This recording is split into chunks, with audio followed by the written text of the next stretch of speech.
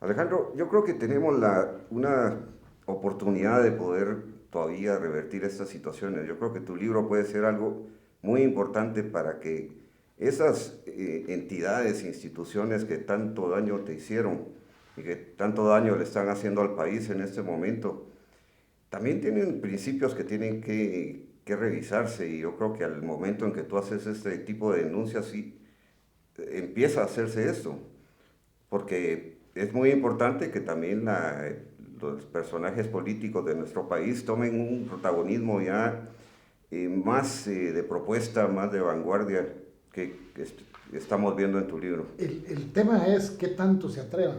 Por ejemplo, al evento este están invitados los 158 diputados al Congreso de la República. Hoy se les entregaron a cada quien su invitación.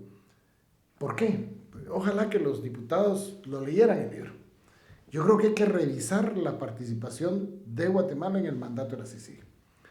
Si Naciones Unidas y el Estado de Guatemala se tienen que poner de acuerdo en lograr salvar los grandes problemas que tiene. Esa impunidad que tiene la CICIG para actuar no debe ser así. Esa codependencia, ese debilitamiento de la institución del Ministerio Público no debe ser así. Esa presión que hay sobre magistrados y jueces con visitas, con amenazas de retiros de visas, de persecuciones, no debe ser así. Y eso lo digo con propiedad. Fíjate que después de una audiencia donde a mí me habían revertido el primer delito, el de ejecución extrajudicial, que fue lo que abrió la puerta a estar más encerrado que nunca, salimos de ahí 5 de la tarde, los elevadores a esa hora van muy llenos en el organismo judicial, en la torre de tribunales, y los señores de la CICIG estaban molestos por el resultado de la audiencia.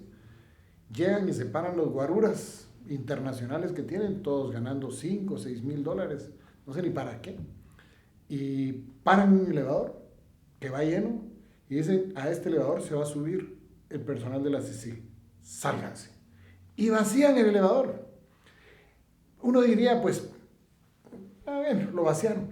El problema es que yo vi salir a 4 jueces de ese elevador. ¿Cómo puede ser que actúen con eso, de esa forma, sin esperar que los jueces tengan miedo?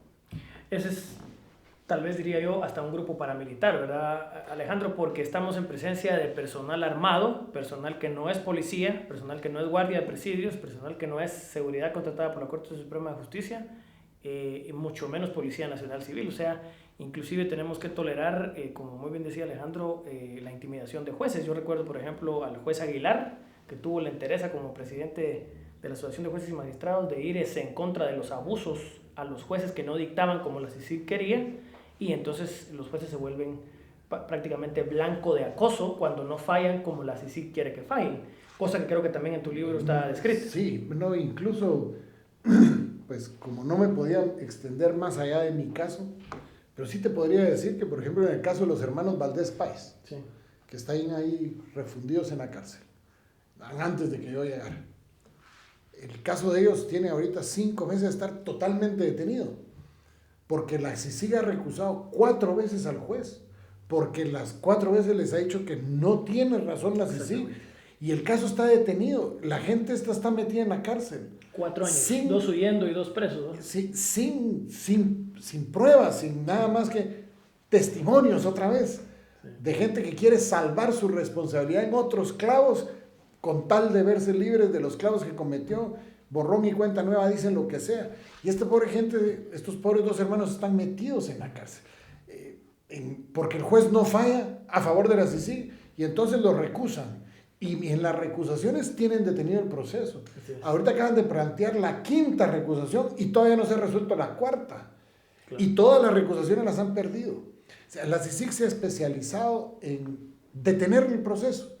Entonces, ¿cómo puede haber justicia si no se cumple los principios elementales de la justicia? Para que la justicia sea justicia, tiene que ser pronta, tiene que ser cumplida y tiene que ser eficaz. Imparcial, claro. Pero digamos, esos 3 elementos de por sí es imparcial, o debería serlo. Sí. Pero si no es pronta, no es cumplida y no es eficaz, ¿de qué justicia estamos hablando? Claro, Alejandro. Yo te quisiera insistir en esto. Creo que la debilidad de nuestro sistema judicial también abre la puerta para que se dé este tipo de situaciones. Y que desafortunadamente también tenemos que tomar en cuenta que hasta ahora estamos viendo algo, por lo menos, de acciones a nivel de la Corte Suprema y todo lo que conlleva el orden judicial, encaminándose hacia un proceso de cambio. Años atrás no. Y creo que eso le dio la oportunidad a CICIG también de entrar y casi de tomar como que fuera la lead de los cambios que se iban a dar. Pero opinar sobre jueces y magistrados. Pero te voy a poner un ejemplo. En el libro lo escribo, porque fue algo que me contó un miembro de una sala de apelaciones. ¿Podrían ustedes creer que la Cámara Penal guatemalteca, encabezada por César Ricardo Crisóstomo Barrientos Pellecer, con todos sus nombres y apellidos, licenciado Barrientos, para usted va, tiene bajo su contratado por la CICIG más de 35 personas? O sea, esa gente es la que le hace las resoluciones que después la Cámara Penal le impone a los jueces. Salen de ahí, del personal contratado por la CICIG que trabaja en el organismo judicial.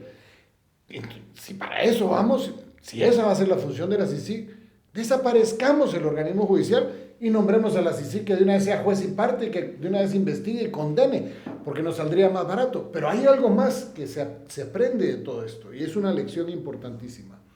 Y en mi caso se vio, para que le dieran dinero al organismo judicial, tenían que armar el caso en contra mía, porque el Ejecutivo detiene los recursos.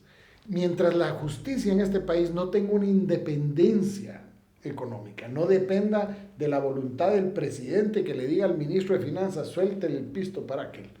¿De qué justicia estamos hablando? Sí. Porque con tal de que les caigan sus 600 millones, sus 300 millones, meten a la cárcel a la madre de cualquiera, no digamos a cualquiera, hasta su propia madre meten a la cárcel.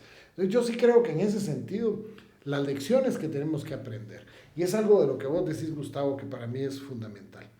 Yo creo que hay tiempo suficiente en Guatemala todavía para hacer bien las cosas, que no tenemos que permitir que la degradación siga, sino que es el momento de ir poniendo límites a esa degradación. Y en el tema de justicia es fundamental porque sí repercute en todo el ámbito social. Y creo que Gustavo hacía un punto que es muy válido.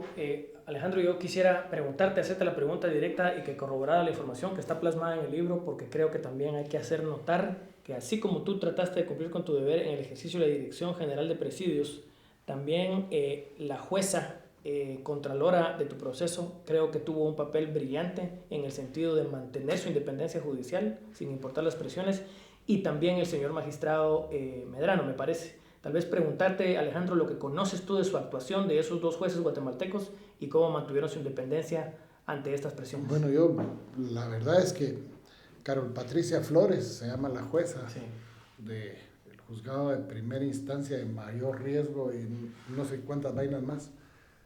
Me cuesta recordar el nombre por simple bloqueo después de tener tanto que ver ahí. Yo tuve mi percepción desde el día que me entrego, el 13 de agosto del 2010, dije yo, esta señora es yuca. Pero fue yuca para todos. Igual nos callaba a nosotros que como callaba a los de la CICI, igual puso los... Ojalá hubieran más jueces que pudieran soportar la presión, porque esta mujer soportó presiones, visitas constantes, amenazas, intimidaciones durante todo el proceso. Fue increíble pero sin embargo es increíble lo que se mantiene, lo que se mantuvo ella en la línea de presenten las pruebas. Yo creo que ella fue la más sorprendida cuando llega el acto de presentación de pruebas, la apertura a juicio, y presentan la acusación en contra de nosotros, en el que tanto a Mario Roberto García Frech como a este servidor, el capítulo de pruebas en contra estaba en blanco. No había ni una sola prueba. O sea, al final dice uno, bueno, ¿y cómo quieren que me defienda si voy a un debate? ¿Contra qué prueba me puedo defender? Si habían... No está presentada. No tenían pruebas incluso en contra de nosotros, pero sí pedían. Tan ridículamente planteado que vienen y dicen, mire señora jueza, ante la duda, nos tenemos que ir a un debate. Porque es en el debate en donde se tienen que dilucidar las dudas. Cuando la Constitución política dice que la duda favorece a la persona acusada, porque la presunción de la inocencia es al final la única forma de poder contar uno con que va a ser tratado como inocente hasta que resultara culpable. Pero no puede ser que la duda sea motivo de encarcelamiento, ¿no? Es ilógico. Vamos a terminar este bloque y al regresar continuamos con la narración del caso Yamatei, relato de una injusticia. Ya volvemos.